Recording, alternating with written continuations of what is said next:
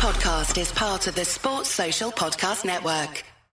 A goal of mine, a lofty goal, but something I'm striving to do is World Cup squad. That's what I'm aiming for. Every time I step on the field and enter the competition, I'm trying to be the best and the best in my position, and the opportunity to represent my country, I feel like is the highest platform to do so. So that's what I'm striving for, and I want to give my full focus to the game of 15s.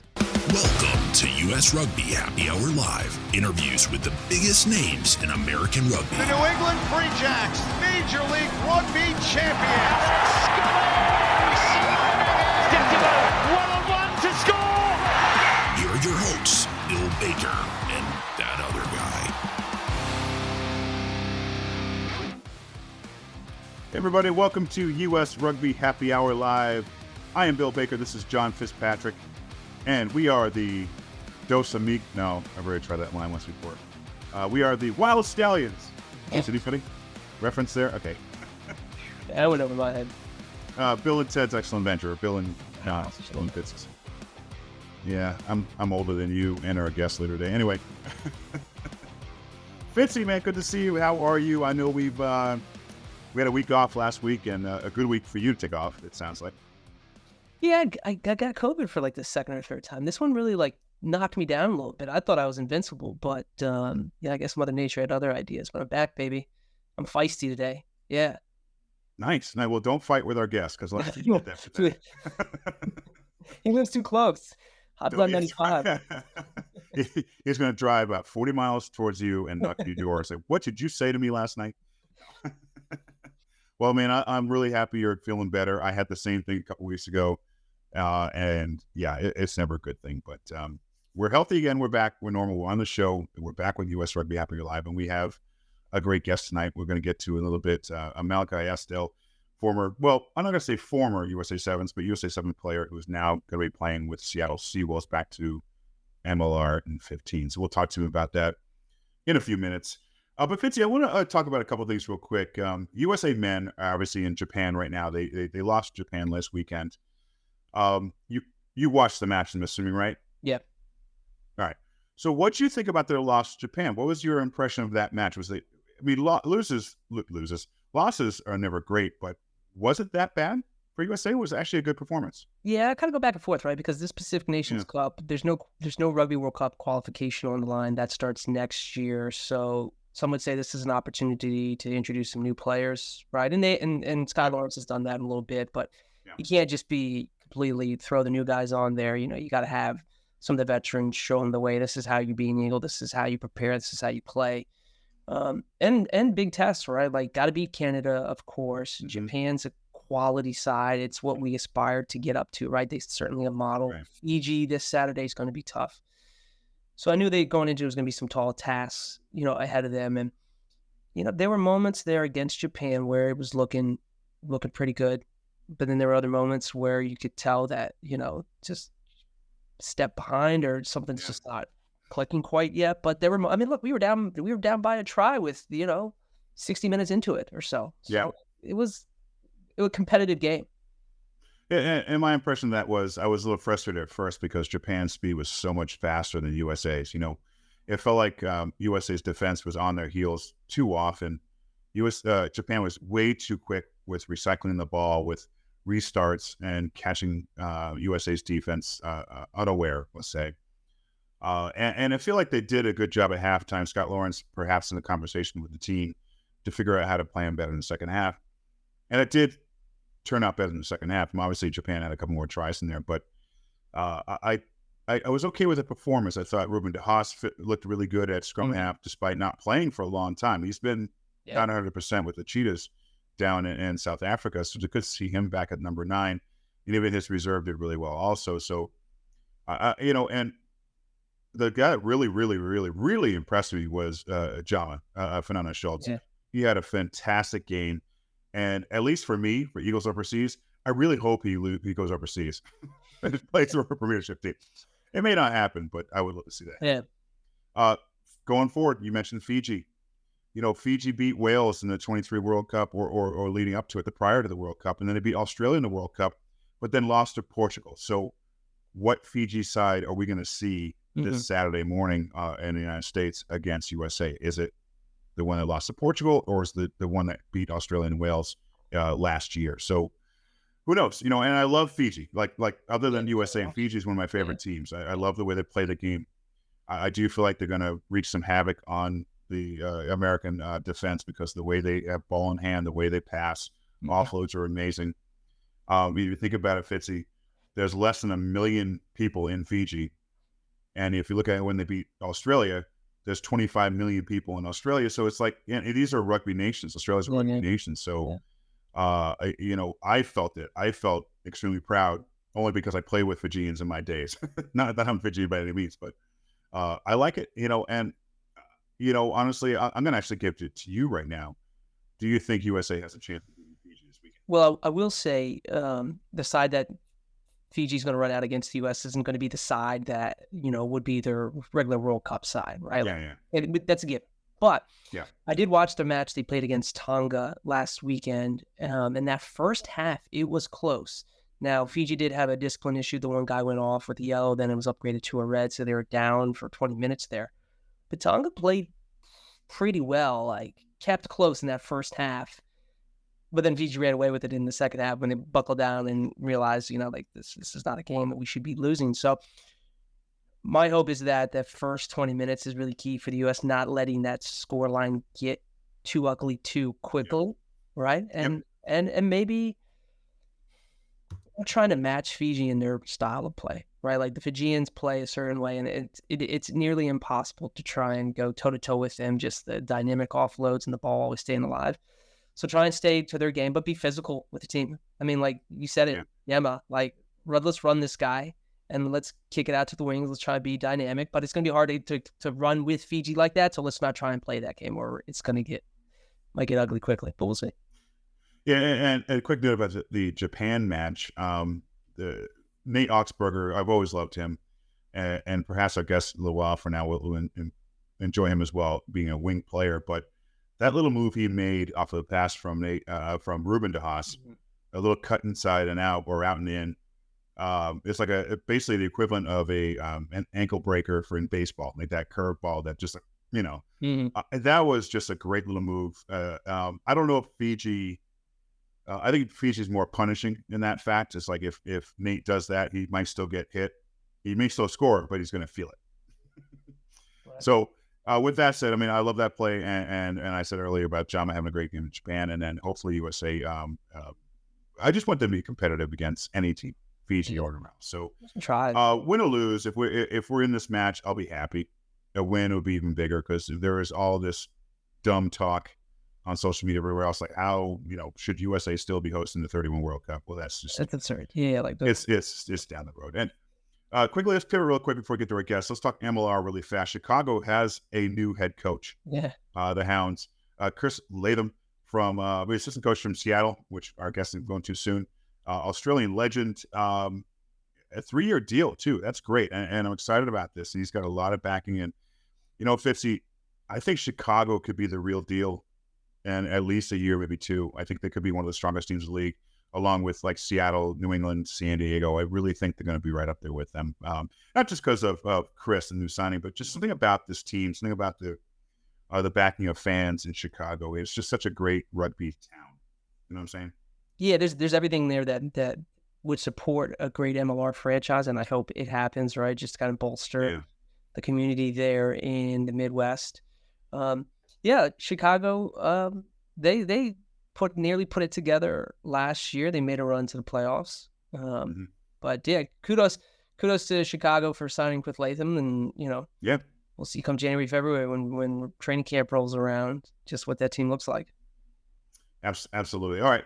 Listeners, do us a favor. You follow, and subscribe to this show, whether you're watching on YouTube, Facebook, or you're listening to the podcast replay.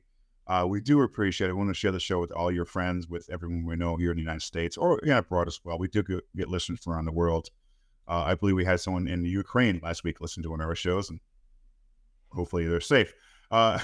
Also, follow us on social media at Eagles Overseas and at Rugby Morning, and as well as our websites, eaglesoverseas.com and rugbymorning, I believe, And now let's get on to our guests. Joining us tonight, newly signed Seattle Seawolves wing. Let's go with Malacchi Estrada. Hey, Malacchi, how are you? What's up, guys? How you doing? I'm good, man. How are you? Good. Thanks for having me. And Fitzy, sorry to hear about the COVID. That's a pain in the ass. Yeah, I had it 4 times. Oh, I feel your pain. Yeah, 4 times. Now, when you had it, were you in the middle of like a training block, or were you in? It was the same time every 4 years in a row. Christmas. I'm pretty sure I get it to my entire family every. Stay away from all those people every year. It was like, well, we know what gift we're going to get from Malacchi this year. Malacchi, I read your USA Rugby bio said you're referred to as Mal by friends and teammates. Can we call you Mal? We're not. Yeah, by all means. Okay. I'm on the podcast. We're friends. All right, good. Woo, woo. Just keep COVID to yourself. We're not that close friends. All right, so Malacchi, let's get into it. Let's talk sevens for a bit before we start talking Seattle Seawolves. And we're going to back up for a second. You were the traveling reserve for the 21 Tokyo Olympics. Did you actually play in any of the HSBC stops prior to that? No, that was it didn't count as a cap, but that was my first tour with the actual Eagles team. That wasn't on home soil. We had no official HSBC stops, but we did do the Quest for Gold in LA, where we played Japan, Argentina, GB, and I think Korea. So that was my first action before the Olympics. Yeah.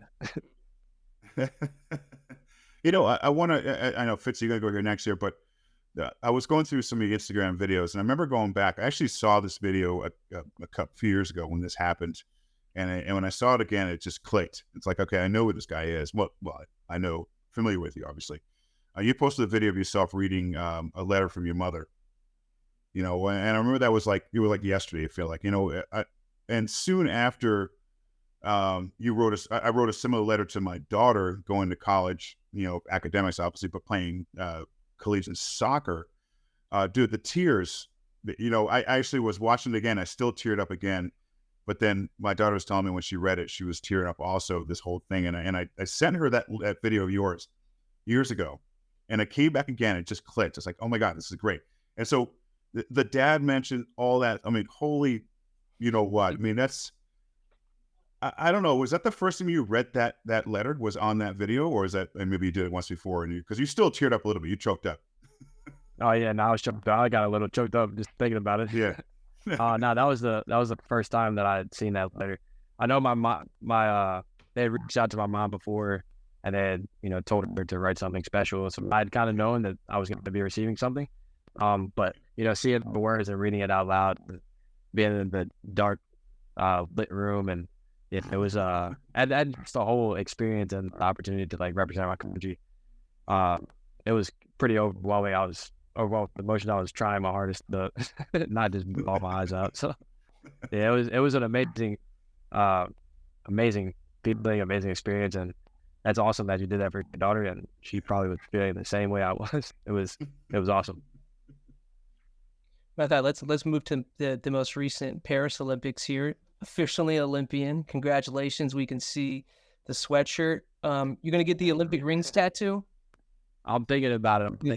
Yeah. I gotta go with one of my teammates on. We gotta link up and get it together because I'm kind of scared of tattoos, scared of needles. Oh, no. Blame me. But I guess did you ever think in your wildest dreams that one day you would be a U.S. Olympian? No, I did not. Absolutely not. I think the first time it kind of became a real thing was 2016 when it was inducted into the Olympics. I saw it on TV. Perry Baker, who I got to play with, which is absolutely mind blowing. But that was right around the time where I was getting into my rugby journey, like in the meat of it. So that's kind of what it was on my map. I didn't think I would ever reach this level. It took so much, hard work and dedication and just locking in and focus. So, just happy to be there. Really, to experience the whole thing was unbelievable. And my family was there as well, so that just made it even better. Yeah, and what was it like for you to to be named to the Olympic squad, right? Because as we talked earlier, the previous Olympic, the one there in Tokyo, which was 2020, but then spent it to 21 or whatever that was. What was your mindset going into the Paris one? Like, I need to be on this roster. Like, I need to be one of the 12 or 13 guys that are traveling there. What in your mind got you through those 3 years to say, you know what, this is something that I need to check off? I think the 2021 Olympics just left the taste in my mouth, and I was like, I need the real thing, So that definitely was a driving force. But I talked to so many people like leading up to that selection, and everybody I talked to was like before I got announced, congrats, like congrats on making the team. I'm like, the team has not been announced yet. I was way more nervous than the 2021 selection just because you never know, and when my name got announced, I broke down again because I was just so amped up about it. And, you put in so much time like in the 3-year build up, and so much hard work that when your name's called, it's just like an overwhelming flood of emotion. So yeah, it was everything.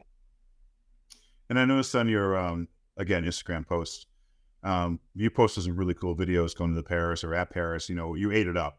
I mean, were you able to calmly take it all in, or was it maybe shit? We need to perform tomorrow. Stress.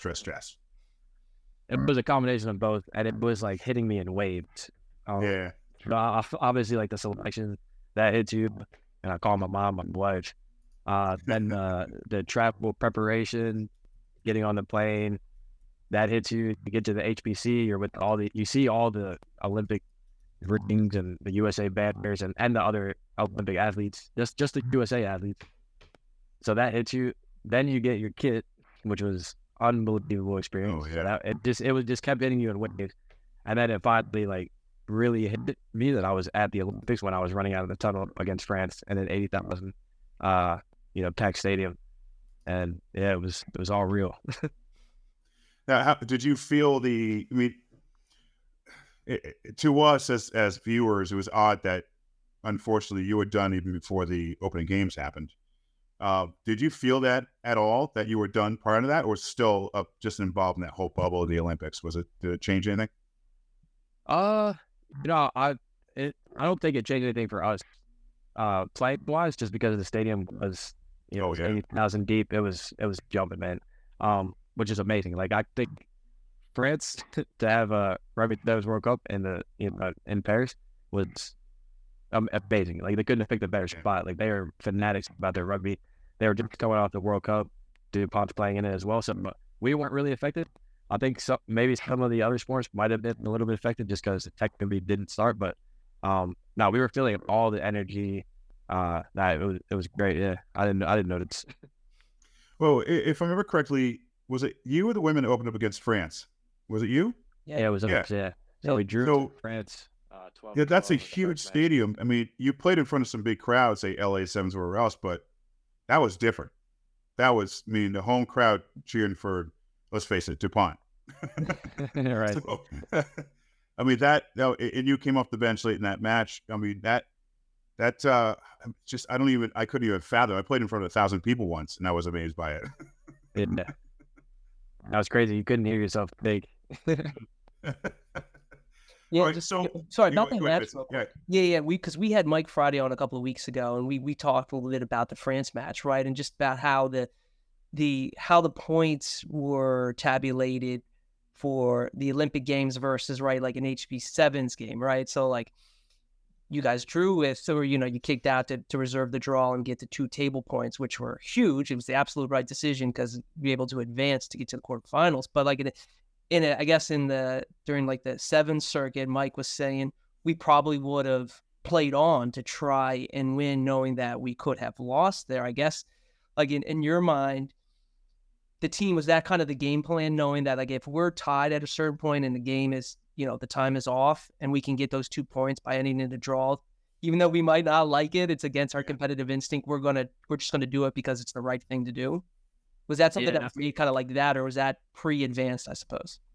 Oh, 100%. Yeah, it was made known, like, we need to get the points. Like, the point do matter. So the strategy does have to change from the series. Because in the series, you play on. There are no draws, so you want to play on. And trust me, every bone in my body was like, let's play, like just get the ball out. But I do have to be a little bit more strategic. And it ended up, working out for us. It could have gone the complete opposite way if we chose to play. So we needed all the points we could get, and it ended up working out for us. Don't go anywhere. We'll be right back. Now back to the show.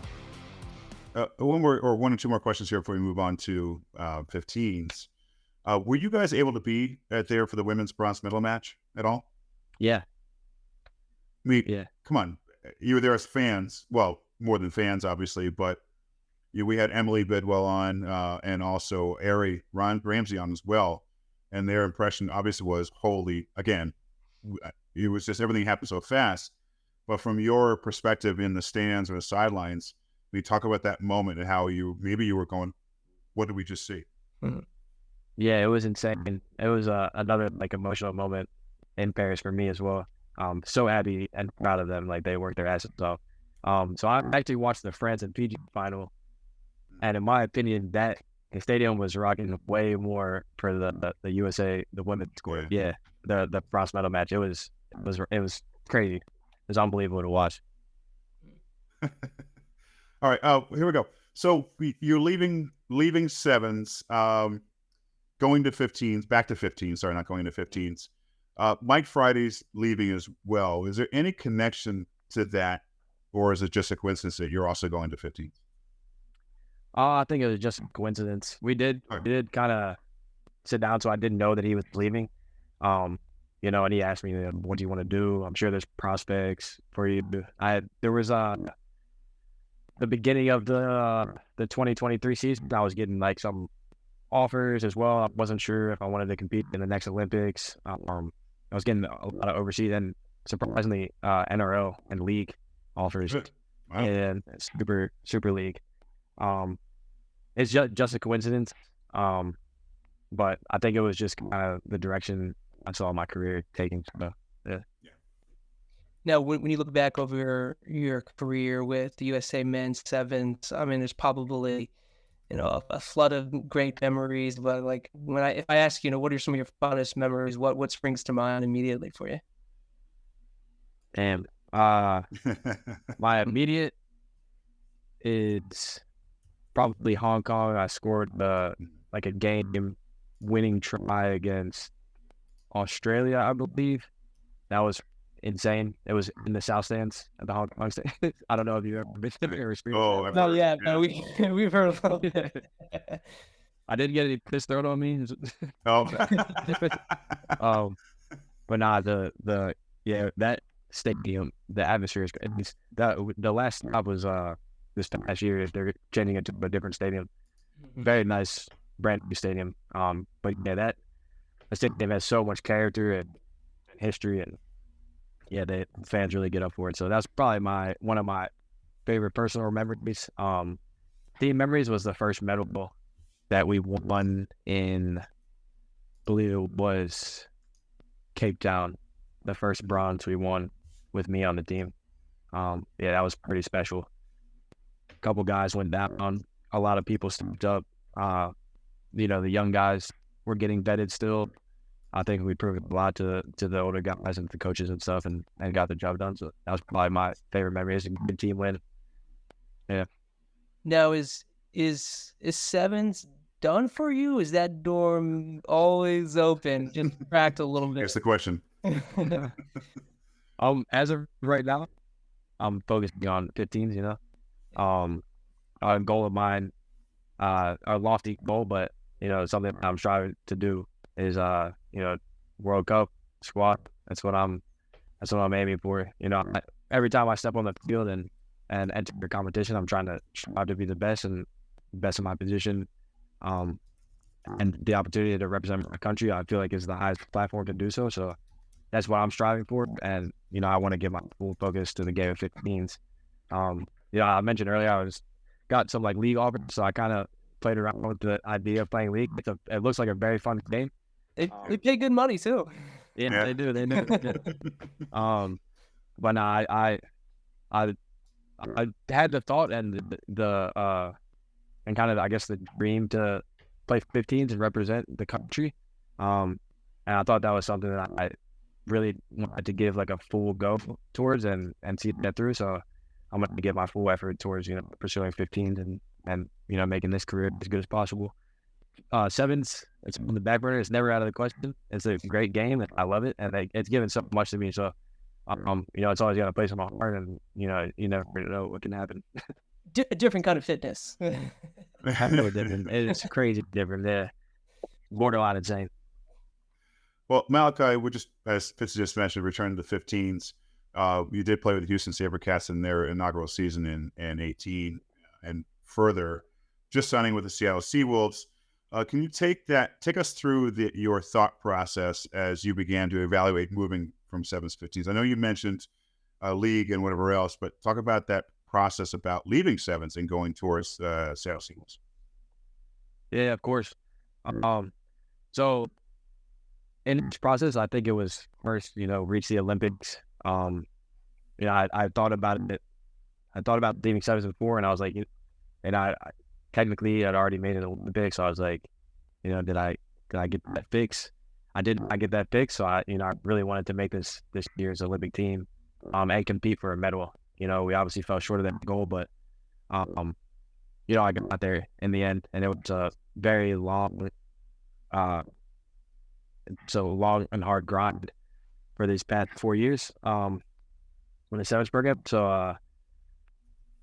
I thought it was just time for the next step in my career, and I'm a huge fan of USA Rugby and the development of USF Rugby in the U.S.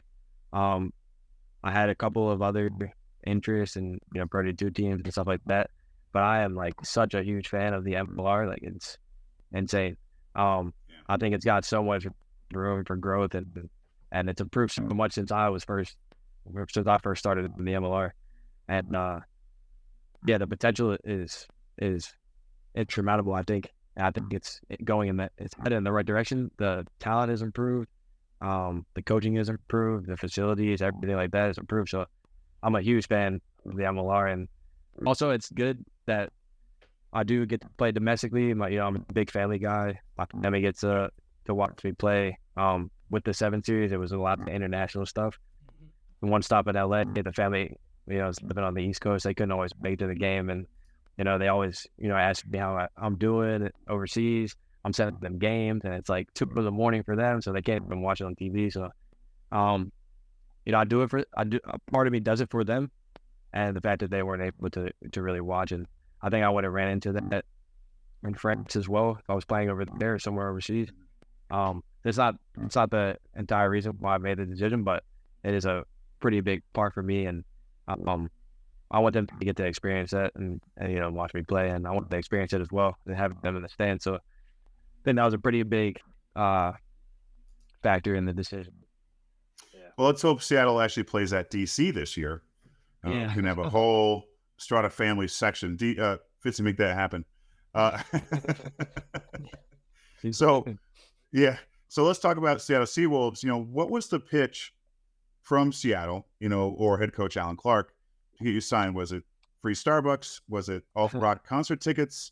I don't know if you've been to a match there before, but all kidding aside, their fan experience, the crowd is amazing. So what was the pitch for them? So he didn't have to pitch me much, but I watch them all the time, and I thought they were a really good side. We had several conversations, just catching up about stuff, and he's asking me questions as I pick his brain about stuff. I like the way that they attack, which is pretty big for me. I also, every time I played Seattle when I was with Houston, I remember those fans, and they were crazy. Yeah, it's one of the best, domestic fan bases in my opinion, for sure. Yeah. So, I think their attacking offense definitely fit the way that I play, and he made mention that he wanted to, utilize my strength and speed on the outside backs and potentially, even lining me up at 13 outside center, which I played for a little bit with in in Houston as well. So, yeah, I think they play like a pretty expansive game and a fast-paced rugby. So, and the forwards are hard carriers, good with the ball as well. So, yeah, everything was just kind of enticing. We just kind of worked out the details, and it seemed like a good fit. Yeah. Yeah, as you mentioned, man, you're joining a team that made the MLR final last year. They got some established backline players. There's capped Eagle or two in that mix, Lopetti being one of them. But I mean, it sounds like, are you excited for the opportunity to basically jump in and compete for minutes on a high performing team, essentially? Yeah, absolutely. I think, as I mentioned, I'm a huge fan of MLR. I think that the top teams in MLR can compete with some of the other leagues in the world, and Seattle's one of them. So I'm like super excited to learn from all those guys, get the chance to compete, and hopefully win some hardware. They've been in the semifinal, like pretty much every year since the inception. So yeah, I put myself in a good situation. Yeah, so I guess it was interesting, right? So like Seattle makes sense, right? It's a great fan base. It is on the other side of the country, but given that you're a big fan of MLR, given the fact the development of USA Rugby, like why not say a team like Anthem, right, or closer to home to like DC or Miami, with that Florida connection? I'd imagine when MLR clubs found out that you were moving to 15s, I'm sure couple of MLR GM probably picked up that phone and was like, get Malachi's cell phone. We need to talk to him. So were other MLR clubs interested, or were you just focused on Seattle? Yeah, there were a few. I think I did talk to a lot of the coaches and the owners and stuff. And I don't know, the conversations I had with Clarkey were just kind of different. They just made more sense. I think we were both on the same page as, with what we were thinking and how I would fit in and everything like that. And then also like the game planning and their attack and everything. So I kind of went through like all the checks to see like, which pros and cons, which one makes the most sense. And they kind of just felt like the right choice in that moment. And it is on the opposite coast. But, hopefully my fam can get out to see some games. Well, Connor Mooneyham is left to go to Anthem. Did that have anything to do with your decision at all? Because, he's been pretty strong in their wing. I know you talked about maybe doing center as wing as well, but was that anything for you? I actually didn't know he was leaving. I was looking forward to, sharing the pitch with him potentially. Yeah. I think he's an awesome player. I've watched his journey as well. And he's a good recovery story, from his injury.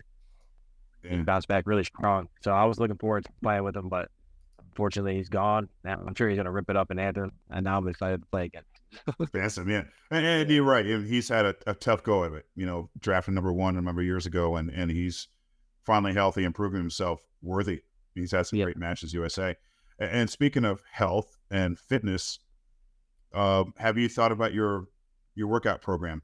Maybe your muscle gaining, whatever else, because obviously, as you know, it's different than 7s. So have you started maybe, okay, this is what I need to do, or are you like going to Taco Bell a couple more times before you have to start again? So I played college football. And, So I am I'm vegan. So when I started, So when I started, well, it's not real meat at Taco Bell. We've heard that story. It is not. It is not. Wait, what? Sorry, go on. Yeah, it counts.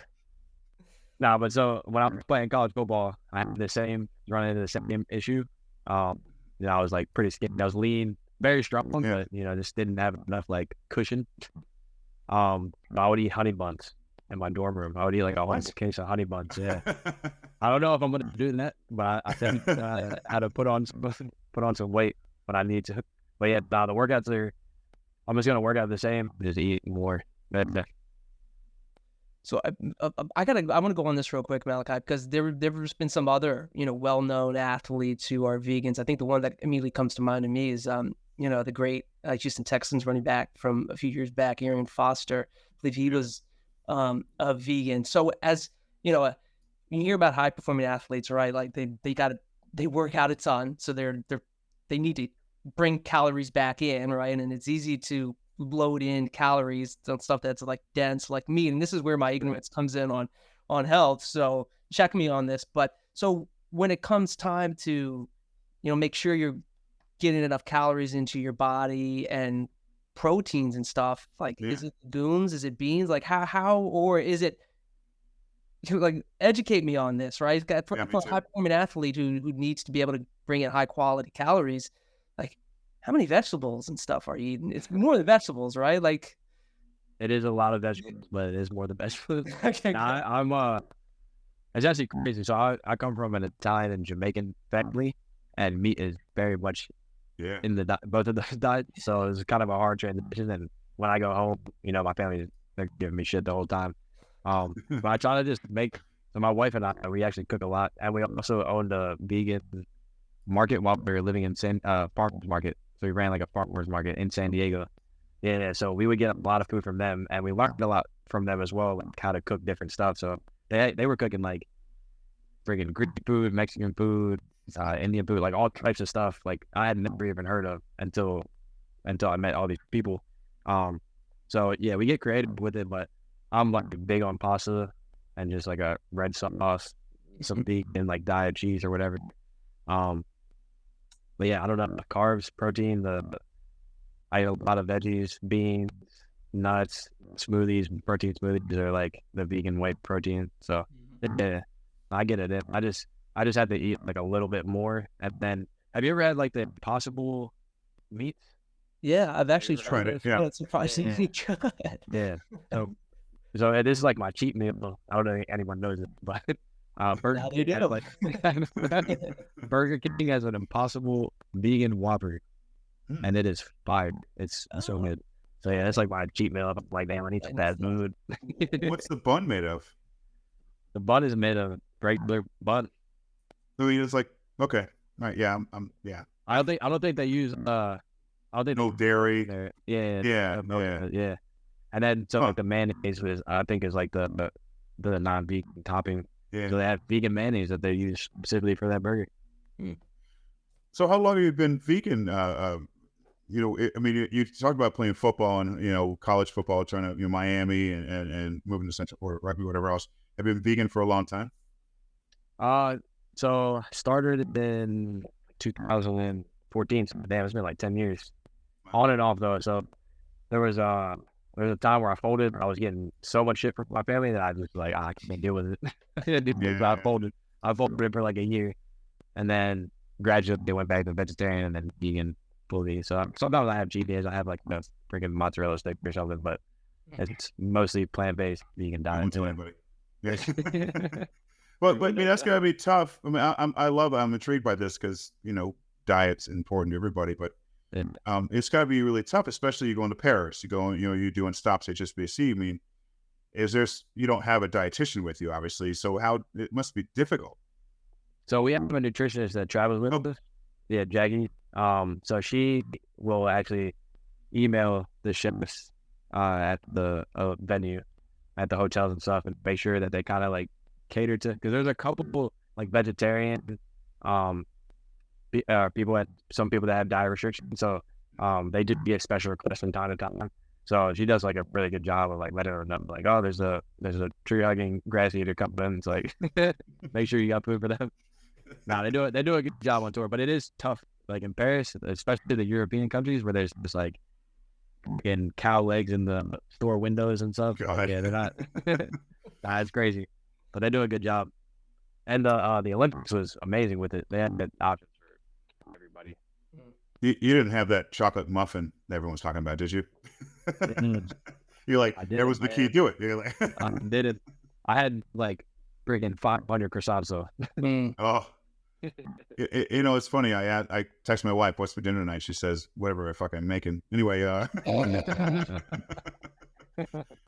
one or two more questions for you, Malacchi. I know we said only about a half an hour, but this has been a lot of fun.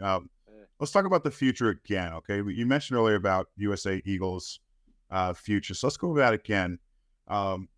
Your goal, I'm assuming, isn't just playing well for Seattle. It's going further. Obviously, you got a taste of playing at that level internationally. Sevens and around the world. I'm going to assume 27 World Cup possibly is what you're shooting for the 15. So talk about that. What are your goals with USA with 15s rugby? Yeah, I want to just earn a spot to compete for a spot, make a camp and just start my way from the bottom. I kind of have to start at phase 1 now, which is considered like my career. I did with the sevens. So I'm gonna just have to grasp from the bottom up again, and obviously I have 15's experience, but it's been a couple of years since I played. So first and foremost, I just want to focus on my season with Seattle, earn a spot in camp, and then grasp my way up.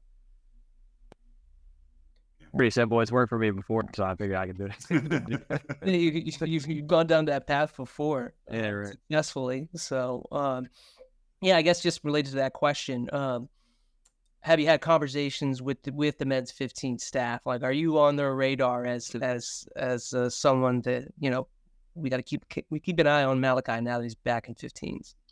I've had a couple of phone calls with Scott Barnes, so he definitely knows I'm interested, and he knows my goals, and we had a conversation, and at the end of it, kind of let me know like he appreciates me explaining all this, and being clear with my intentions and everything like that. So he knows it's like something that I really want. I'm pretty hungry for it.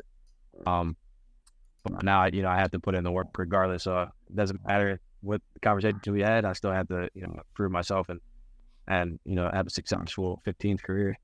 This is a stupid question, so you can ignore it if you want. If Scott goes, Malacchi, you can be on the team, but you have to eat this ham. No. God, this is one of those, a lamb leg or something. I'm eating that shit. One. All right. Yeah, just a tiny little. You can just have a little bite. You can sit. You know what? I don't know how we can top that. Let's just end it right now. He's like, get me out of here. Yeah, exactly. No, seriously, Malacchi, this has been a blast talking to you. We've been following you for a bit also with the USA Sevens team, and enjoyed watching you play, and enjoyed with the group, with Perry Baker, Mike Friday, all of them. And we're so excited to get you on the show today and talk about sevens and upcoming 15s again. So when you come through New England, hopefully Seattle does this year, I'll find you after the game. When you go through DC, Fitzy will be at home with his family, probably not at the game. Just kidding. He'll be there. Look him up. But we want to say hello to you in person. So thanks again for coming on the show, Malacchi. I really appreciate it. No, thank you for having me, and I look forward to meeting you both in person. Yeah, remember, I'm an XL. He's a medium. Anyway, we're not too proud. Anyway, Malacchi, thanks again. Good luck with Seattle, and seriously, good luck with them, and good luck with your future goals. Thanks again. Thank you. Cheers. Have a good night, guys. Thank you. You too. All right.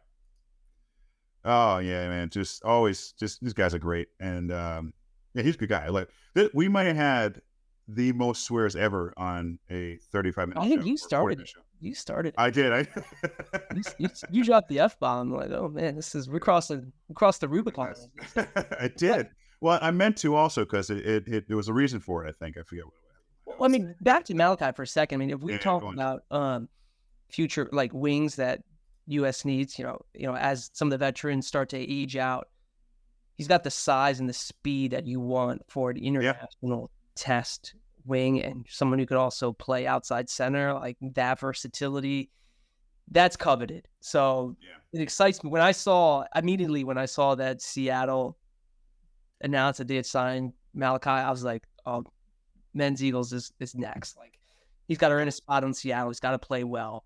Scott Lawrence obviously has had conversations with those are all awesome signs. So I'm excited to see where his 15's career goes over the next couple of years. And I wonder if Seattle was a choice because of USA Rugby, let's say, because he needs to play on a higher end side. And it's no disrespect to say Miami or to NOLA or Dallas, but a side that has a high end coach in Clarkey that has some quality players. So I wonder if that was part of it.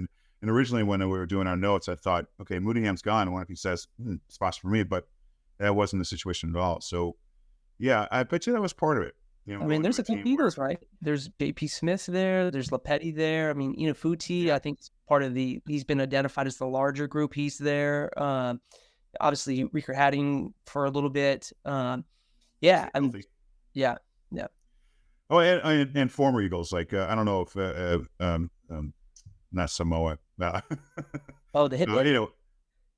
Yeah, I don't know if he's around anymore, but Joe Taufete, those guys are there. So it's Andrew Duratalo was playing a little bit too. Duratalo, he was playing until he was like 52 years old, I think. Yeah, how cool was that? I might be playing in 2 weeks, by the way, in a Legends match. Really? Yeah, down in Atlanta, old 50th anniversary for the club down there. So I said, only if there's 35 subs. Rolling subs every 4 minutes. Let's go. in a 10-minute halves. Anyway.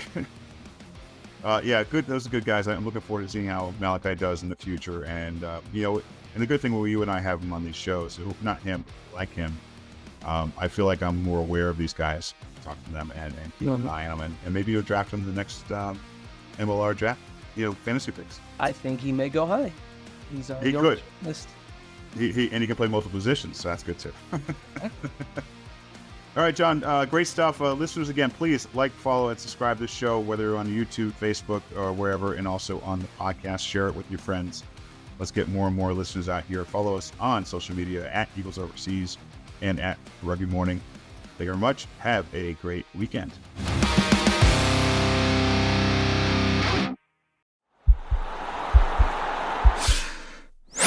This podcast is part of the Sports Social Podcast Network.